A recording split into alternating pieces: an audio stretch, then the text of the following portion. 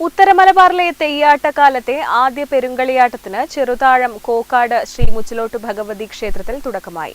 15 വർഷത്തെ കാത്തിരിപ്പിന് ശേഷമാണ് വീണ്ടും ഒരു പെരുങ്കളിയാട്ടം വന്നെത്തിയത്.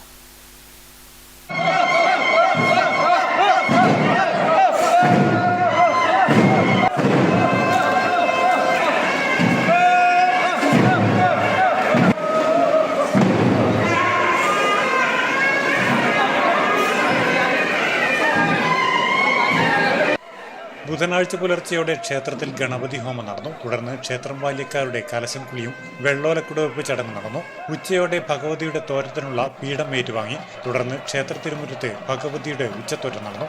വർഷങ്ങളുടെ കാത്തിരിപ്പിനൊടുവിൽ ക്ഷേത്രാങ്കണത്തിൽ നടന്ന ഉച്ചത്തോറ്റം കാണാൻ നിരവധി ഭക്തജനങ്ങളാണ് എത്തിയത്.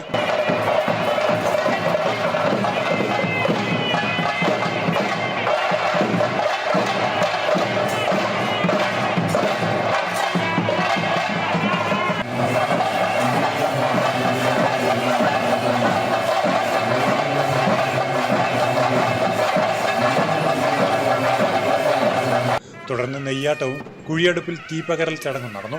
വൈകുന്നേരത്തോടെ പുലിയൂർക്കണ്ണൻ ദൈവത്തിന്റെ വെള്ളാട്ടം അരങ്ങിലെത്തി. വൈകുന്നേരം 6 മണി മുതൽ അന്നദാനവും നടന്നു. കളിയാട്ടത്തിന്റെ അവസാന ദിവസമായ ഡിസംബർ 14 ഉച്ചയോടെ മുച്ചിലോട്ട് ഭഗവതിയുടെ തിരുമുടി നിവരും. 4 ദിനങ്ങളിലായി 3 ലക്ഷം പേർക്ക് 2 നേരങ്ങളിലായി അന്നദാനം നൽകും. സമാപന ദിനത്തിൽ 1 ലക്ഷം പേർക്കാണ് അന്നദാനം. Network news, Pilathara.